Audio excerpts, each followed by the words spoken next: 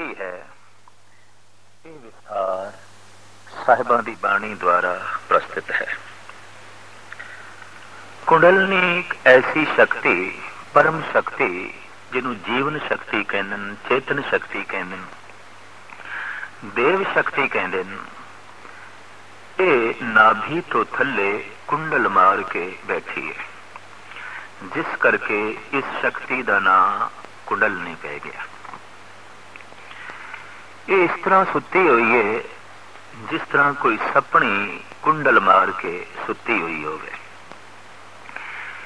इस सुती हुई सपनी नूं जगाउण लई अक्सर सपेरे बीन वजांदे ने और बीन दी धुन ते मस्त होके सुती हुई सपनी जागदी है, उठदी है, अपना सिर उपर नूं लै जांदी है।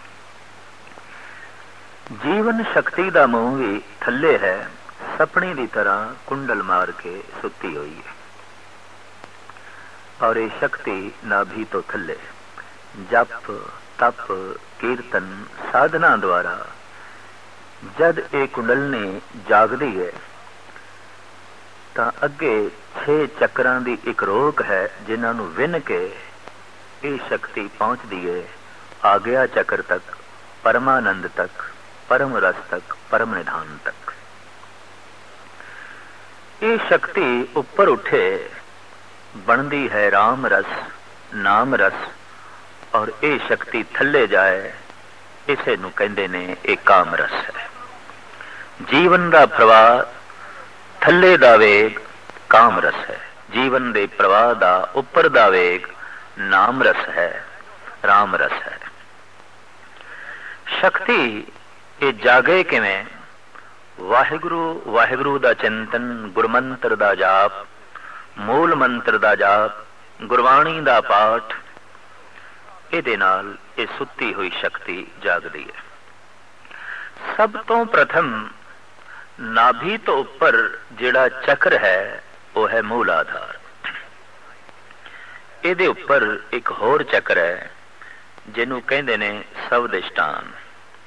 इहदे उपर फिर एक होर चक्र है जिसनों कहंदे ने मणिपुर, और इस तो अगे एक होर दुनिया है जिसका नाम है आहत अनाहत चक्र। और जद ये शक्ति कंठ तक पहुंचती है और इत्थे पै चक्र नूं विन के अगे लंघदी है, उस चक्र का नाम है विशुद्ध। सब तो अखीरला चक्र है आग्या चक्र। इंज कह लो अध्यात्मक मंडल दे ये पड़ाव ने जिथों लंघ के जीवन शक्ति नूं उपर जाना पैंदा है, परम धाम तक पहुंचना पैंदा है, परम आनंद तक पहुंचना पैंदा है। मनुख एक शक्ति है, जीवन एक शक्ति है, और शक्ति रस की प्राप्ति कर सके इस तरह की उसके अंदर तीव्र इच्छा है। रस थल्ले भी है, रस उपर भी है, रस लोक दा भी है, रस परलोक दा भी है, रस शरीर दा भी है, रस आत्मा दा भी है, रस संसार दा भी है, रस निरंकार दा भी है, रस थल्ले दा भी है, रस उपर दा भी है। पानी दा वेग थल्ले अपने आप जांदा है, जीवन शक्ति भी थल्ले अपने आप जांदी है, किसी प्रेरणा की लोड़ नहीं। रात नाल तशबीह दी है। इस वास्ते साहब कहंदे ने सगली रैन अंधारी गुजरी सेव सतगुर चानन हो। तू सतगुरु की सेवा कर, सिमरन कर, ताकि जीवन रूपी रात विच प्रकाश पैदा होवे, चानन पैदा होवे। जीवन की ये रात कित्थों शुरू हुई और इस रात का किवें अंत होंदा है? गुरु नानक देव जी महाराज इस बाणी विच इस ढंग नाल फरमान करते ने, पहले पहरे रहन के वणजारिया मित्रा हुक्म पाया गरबास। वणजारा मित्र इस वास्ते के है कि मनुख स्वासां की पूंजी लैके आया है और इत्थे कुछ खटना है, कुछ विहाजना है। वास्तविक धन जीवन धन है, वास्तविक पूंजी स्वासां की पूंजी है। अगर श्वासां की पूंजी ही नहीं तो फिर मनुख कुछ भी नहीं कर सकता। यही परम धन है। भगत कबीर कहते मोए ऐसे बनज स्यों नहीं काज जै घटे मूल नित बढ़े ब्याज। मैं ऐसा कोई व्यापार करके राजी नहीं जिहदे नाल श्वासां दी पूंजी घटदी होवे ते पापां दा ब्याज वधदा होवे। आप कहंदे साबित पूंजी आनी रास। हे परिपूर्ण परमात्मा, मैं जितनी पूंजी तेरे को लैके गया सी साबित लेके आया, गुण भी नाले विहाज के आया। हर बशर वणजारा है, हर मनुख व्यापारी है, संसार विच आया है कुछ खट्टण वास्ते। क्या थे खटिया कहां गवाया, चल दरहार दीवान बुलाया। आखिर परमात्मा जो पुछ करदा है यही पुछ करदा है तू की ब्याज है, तू की कीता है, तेनू श्वासां दी पूंजी दिती वो किथे किथे तू खर्च कीती है, उहदे नाल तू की खटे। तो गुरु नानक देव जी महाराज वणजारा कहंदे ने पहले पहरे रहन के वणजारिया मित्रा हुक्म पया गरबास। ऐ वणजारिया मित्र, जिंदगी दी रात दा पहला पैर शुरू होया माता दे गर्भ तो। साडे देश दे तमाम ऋषि मुनियां ने गर्भ काल दे बच्चे नूं ब्रह्म ज्ञानी मनिया। ओदा मन टिकिया होया क्योंकि मन नूं खिंडाण दे कोई साधन भी उपलब्ध नहीं ने। ना बच्चा वेख सकता है, ना सुन सकता है, ना चख सकता है, ना स्पर्श कर सकता है। लिहाजा मन की एकाग्रता बनी हुई है। भजन करके तप करके आखिर मनुख की लभदा है, एकाग्रता लभदा है। ते सारा रस भी एकाग्रता विच है, सारा आनंद भी एकाग्रता विच है। कीर्तन विच उदों ही आनंद बनता है जब मन एकाग्र हो जाए। नितनेम विच उदों ही रस बन जाए जब मन टिक जाए।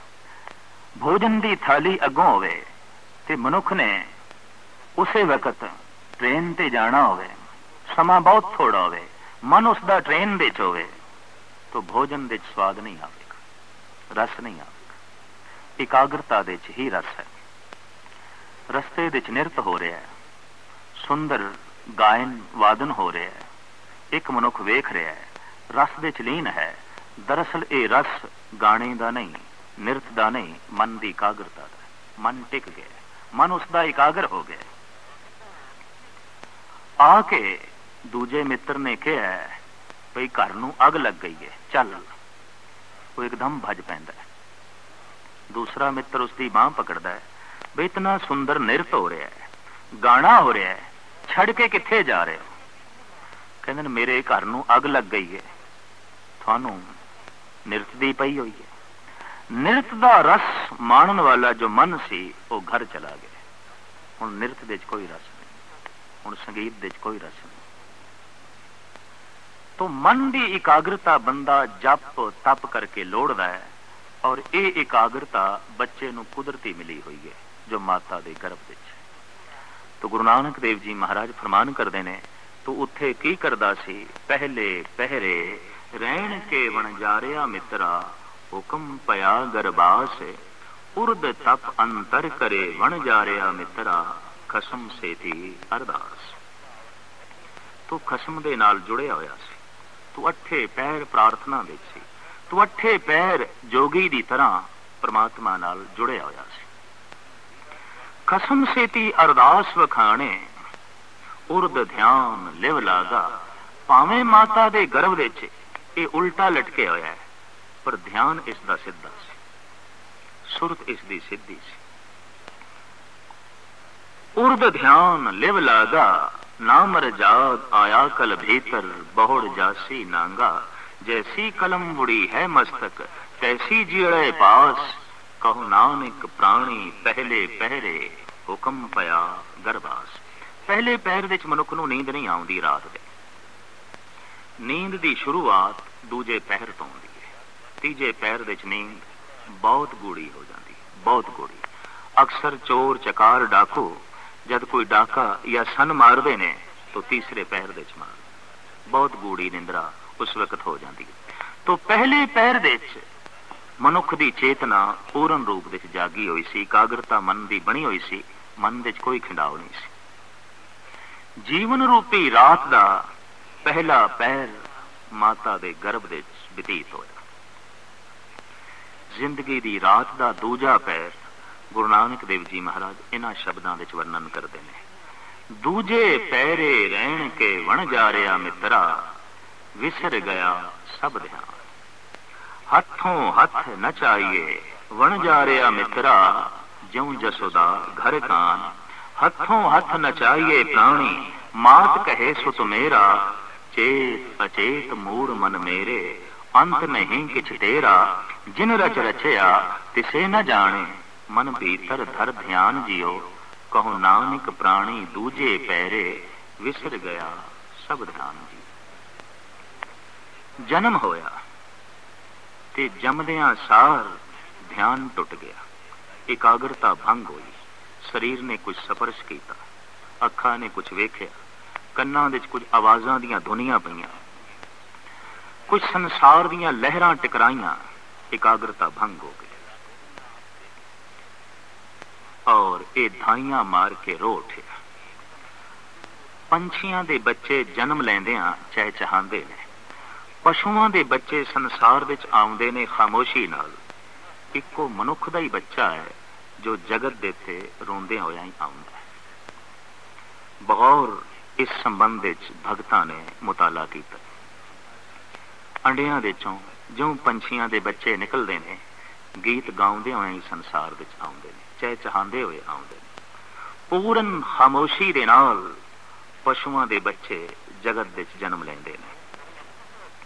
ਇੱਕ ਮਨੁੱਖੀ ਬੱਚਾ ਹੈ ਜੋ ਅਸ਼ਰਫੁਲ ਮਖਲੂਕਾਤ ਕਹਿਲਾਂਦਾ ਹੈ, ਰੋਂਦਾ ਹੋਇਆ ਹੀ ਸੰਸਾਰ ਵਿੱਚ ਆਉਂਦਾ ਹੈ। ਤਾਈਆਂ ਮਾਰ ਕੇ ਰੋਂਦਾ ਹੈ, ਚੀਖ ਨਿਕਲ ਜਾਂਦੀ ਹੈ। ਇਸ ਸੰਬੰਧ ਵਿੱਚ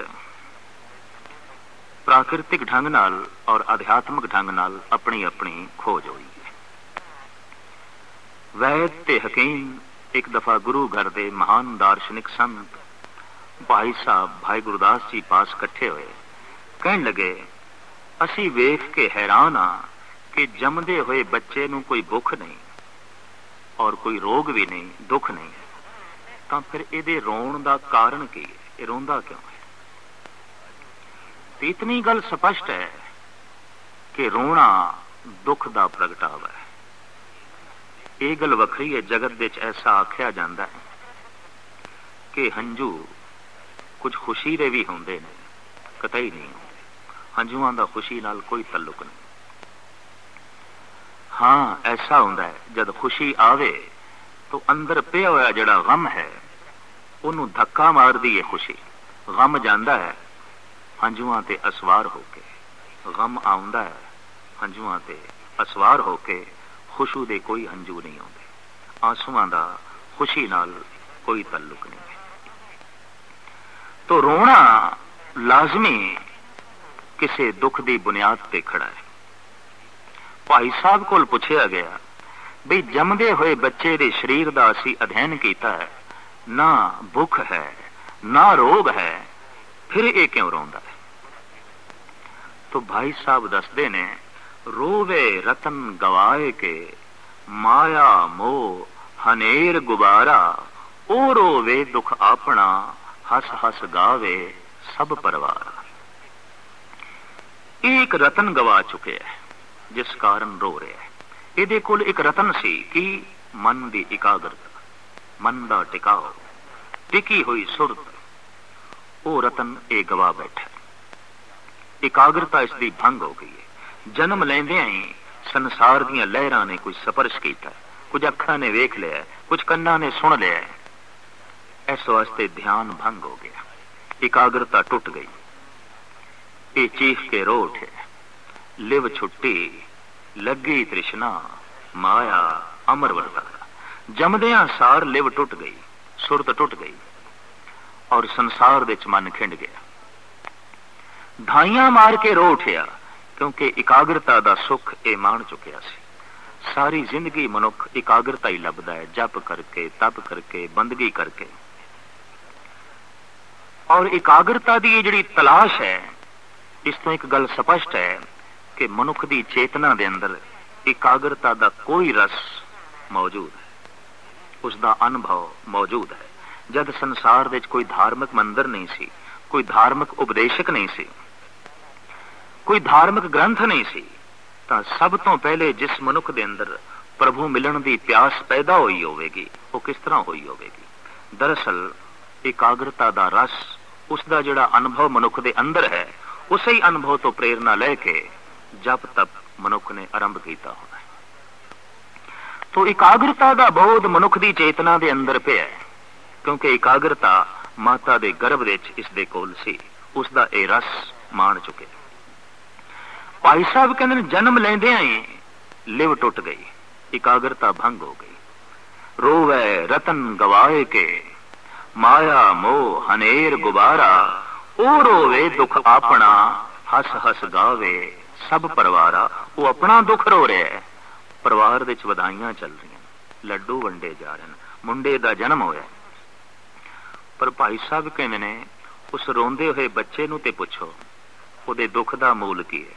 लिव टुट गई है, ध्यान भंग हो गया, एकाग्रता नष्ट हो गई है। सहजे सहजे होर रोने पैदा हो जाते हैं। पहले प्यार रगाथन दुध, दूजे माए बाप की सुध। सब तो पहली दफा ते रोया सी, एकाग्रता भंग हो गई। एकाग्रता चाहता है, टिकाओ चाहता है, उस रतन नूं चाहता है, पर हुण रोया है दुध वास्ते, मां वास्ते रोया है, फिर खिडौणियां वास्ते रोया है, खेडां वास्ते रोया है, होर वड्डा होया है, कम धंधियां वास्ते रोया है, तालीम वास्ते रोया है, विआह वास्ते रोया है, फिर इसके बच्चे हुए ने, बच्चियां दे रोने वध गए।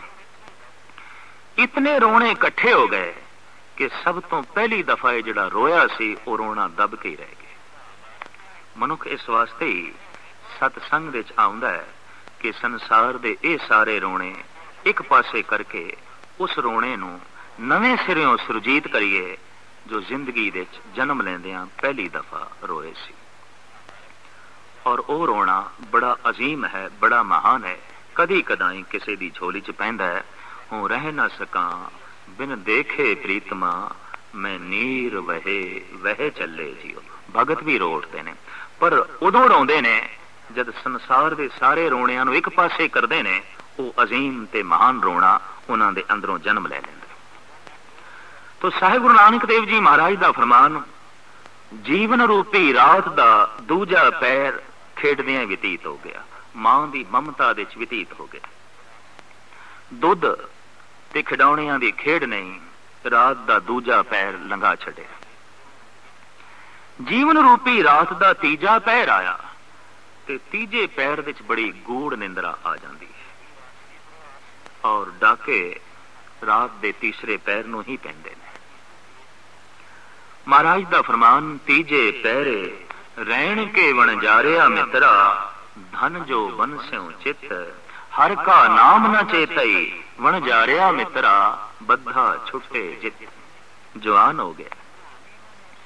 जीवन रूपी रात का तीजा पैर है। सारी चेतना धन ते जोबन दे आले दुआले ही परिक्रमा कर रही है। जिंदगी का मनोरथ धन ते जोबन और कुछ नहीं। धन ते जोबन दी सेजा उत्ते गूढ़ सुता हुआ है, कुछ भी खबर नहीं, कुछ भी बोध नहीं। और इत्थे ही आके कहंदे कि किसी नौजवान मनुख नूं धर्म कर्म की दीक्षा देनी बड़ी औखी गल है, बहुत औखी गल है। जवानी इंज समझ लो जैसे दरिया हड़ ते आया है, कि जब दरिया हड़ ते आया होवे बेड़ी ठेलनी बड़ी औखी है, नौका पार करनी बड़ी औखी है। ईरान का प्रसिद्ध संत कहता है, दर जवानी तौबा करदन सीरते पैगंबरी। कोई मनुख जवानी विच गुनाहां तो तौबा करे, ओदी सीरत पैगंबरां वाली, ओते पैगंबर, ओते पूर्ण अवतारी पुरुष है, ओते पूर्ण संत है जो जवानी विच गुनाहां तो तौबा करे। पर जो बुढ़ेपे विच गुनाहां तो तौबा करे उसनू शेख सादी साहब नहीं मनते। वक्ते पीरी गुरगे जालम में शब्द परहेजगार।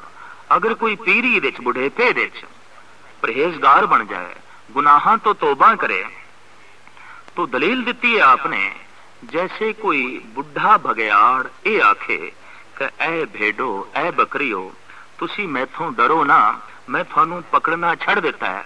उसने पकड़ना नहीं छड़िया, पकड़िया ही नहीं जाती। गुनाह होंदे ही नहीं, लेकिन बुढ़ा मनुख कह दिंदा मैं गुनाहां दा त्याग कीता है। गुनाहां दा उसने त्याग नहीं कीता, गुनाह ही उसनू त्याग के चले गए। गुनाहां ने बैठना सी हत्थां दे विच, रसना दे विच, ਕੰਨਾਂ ਦੇ ਵਿੱਚ, ਦਿਮਾਗ ਦੇ ਵਿੱਚ, ਨਾਸਕਾ ਦੇ ਵਿੱਚ, ਅੱਖਾਂ ਦੇ ਵਿੱਚ, ਤੇ ਇਹ ਤੇ ਹੁਣ ਸਾਰੀਆਂ ਹੀ ਕੁਰਸੀਆਂ ਟੁੱਟੀਆਂ ਪਈਆਂ ਨੇ। ਗੁਨਾਹ ਬੈਠਣ ਤੇ ਕਿੱਥੇ ਬੈਠਣ? ਬੁਢੇਪੇ ਦੇ ਤੇ ਸਭ ਕੁਝ ਟੁੱਟਾ ਵੱਜਾ ਹੈ। ਗੁਨਾਹਾਂ ਨੂੰ ਬੈਠਣ ਦੀ ਥਾਂ ਨਹੀਂ ਮਿਲਦੀ ਤੇ ਬੁੱਢਾ ਮਨੁੱਖ ਕਹਿ ਦਿੰਦਾ ਹੈ ਮੈਂ ਗੁਨਾਹਾਂ ਦਾ ਤਿਆਗੀ ਹੋ ਗਿਆ।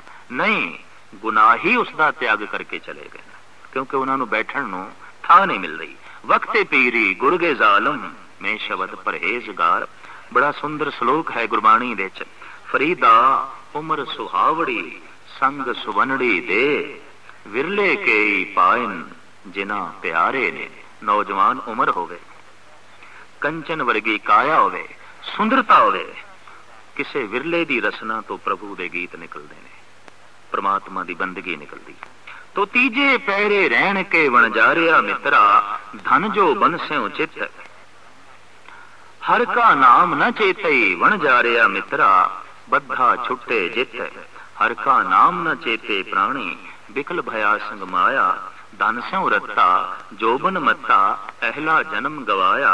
धर्म से ती व्यापार न कीतो, कर्म न कीतो मित। कहो नानक प्राणी तीजे पैरे, धन जो वन स्यों चित। जिंदगी दी रात दा तीजा पैर धन ते जोबन दी चितवनी दे च लंघ गया। गोपनिंद्रा दे जीवन रूपी रात दा चौथा पैर आया। चौथे पैर दे पो फुटदी है। केसां दी सफेदी, वालां दा चिट्टा होना, ये पो दा फुटना। ये रात दी सफेदी इस गल दा सबूत है कि रात दा अंत होने लगा, रात जान लगी। गुरु नानक देव जी महाराज दा फरमान, चौथे पैरे रहन के बनजारिया मित्रा, लावी आया खेत, जां जम पकड़ चलाया वन जा रहा मित्रा। किसे न मिलया भेत, भेत चेत हर किसे न मिलियो, जां जम पकड़ चलाया। झूठा रुदन भया दुआले, खिन में भया पर आया। जिंदगी दी खेती पक गई, वड्डण वास्ते लावी आ गया। जीवन दी रात दा अंत होने लगा, क्योंकि मौत रूपी सूरज चढ़न लगा, पो फुटन लगी। पर हुण सवाल ये पैदा होंदा अगे की होया, क्योंकि घर दे ते झूठा रुदन हो गया, रोना पिटना हो गया, पर वो अगे किथे चला गया ते किसे नूं खबर नहीं। झूठा रुदन भया दुआले, खिन में भया पराया। अगे की होया? पातशाह फरमान करदे ने, साई वस्त प्राप्त होई जिस स्यों लाया हेत। कहो नानक प्राणी चौथे पैरे, लावी लुणिया खेत। वही चीज इसनू अगे मिली जिसदी चितवनी ये जिंदगी भर करदा रहा, जिसदी याद विच ये हमेशा रहा। दिन भर असी जिस चीज की चाहत करिए ते उसकी प्राप्ति ना होवे तां रात नूं सुपने विच हुंदी है। कुदरत ने ऐसा इंतजाम कर रखा। दिन नूं किसे दा कतल करना चाहया सी, नहीं कर सके, कानून तो डरे हां, समाज तो डरे हां। रात नूं मनुख सुपने विच करेगा।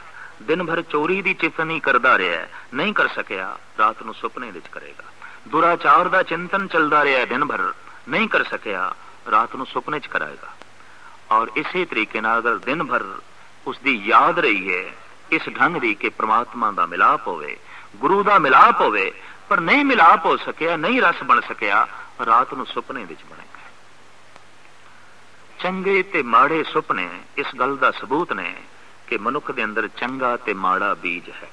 सुपने अपने आप नहीं पैदा होंदे, इन्हां दा भी बीज है। दिन भर दा चिंतन रात नूं सुपनियां नूं जन्म दिंदा है। जिस तरह दिन भर दी चितवनी सुपनियां दे विच रात नूं प्रगट होंदी है, इस तरह समुची जिंदगी भर दी जिहड़ी चाहत है मौत दे समय आण के प्रगट होंदी है। वो चितवनी मौत दे वक्त मरण लग्या सामने आण के खड़ी होंदी है। सारा जीवन अगर धन के चिंतन विच व्यतीत किया है तो मरदे होया धन चेते आएगा। ये गल वखरी है कि आले दुआले रिश्तेदार खड़े होवन ते वो आखन राम आखो, वाहिगुरु आखो, वो वाहिगुरु नहीं कह सकेगा, राम नहीं कह सकेगा, क्योंकि जीवन भर जिस दे चिंतन विच रहा है मरण लग्या उसका ही चिंतन चलेगा, उसकी याद चलेगी। ते जे मरण लग्या धन का चिंतन चले तो यह मनुख किथे जाएगा। गुरु ग्रंथ साहब जी महाराज का फैसला कि अंत काल जो लक्ष्मी सिमरे, ऐसी चिंता में जे मरे, सरप जो वल वल हो तरे। अंतिम समय मरदे होया धन जिसनों बार बार चेते आ रहा, जिहड़ा छोड़ के जा रहा है, ऐसा मनुख अगला जन्म सरप दा प्राप्त करेगा। अंत काल जो लड़के सिमरे, ऐसी चिंता में जे मरे, सूकर जो वल वल उतरे। मरदे होया पुत्र चेते आ रहे, कहंदा फलाणे नूं बुलाओ, फलाणे बेटे नूं बुलाओ, फलाणे पुत्र नूं बुलाओ। अंतिम समय पुत्रां दी याद दे जो मर गया, गुरु ग्रंथ साहब दा फैसला इसदा अगला जन्म सूअर दा होवेगा। सूरनी दे 18-18, 20 बच्चे हो जाते। कुदरत कहती है ले जितनी ममता करनी है कर ले। अंत काल जो स्त्री सिमरे, ऐसी चिंता में जे मरे, वेसवा जौन वल वल उतरे। अंत काल जो मंदिर सिमरे, ऐसी चिंता में जे मरे, प्रेत जौन वल वल उतरे। मकान बनाया सी बड़ी मेहनत नाल, बड़ा खर्चा करके, और मरण लग्या जे मकान याद आ रहा है, ते मरण लग्या मकान किसनू याद आवेगा? जो जीवन भर अपने मकान दे शौक ही रहा, मकान नूं ही वेखदा रहा। मकान रहन वास्ते है, वेखण ते विखाण वास्ते नहीं। कई मनुख वेखदे रहिंदे और विखांदे रहिंदे, ये सिर्फ रहन वास्ते है। पर जे मकान दी चितवनी दे च ही जीवन बतीत होया है तो मरण लग्या मकान चेते आएगा। ते जे मरण लग्या मकान चेते आया तो साहब कहंदे इसदा अंत की होवेगा? ये प्रेत बनेगा। अंत काल जो मंदिर सिमरे, ऐसी चिंता में जे मरे, प्रेत जौन वल वल उतरे। अंत काल नारायण सिमरे, ऐसी चिंता में जे मरे, बदत लोचन ते नर मुक्ता, पीतंबर वांके हृदय बसे। अंतिम समय अगर नारायण चेते आवे तो अंतिम समय किसनू नारायण चेते आवेगा? जिसनू जीवन भर नारायण चेते आया, जिसने समुची जिंदगी नारायण का चिंतन किया है। अंतिम समय नारायण की याद आवेगी, रसना ते नारायण दे बोल आउणगे।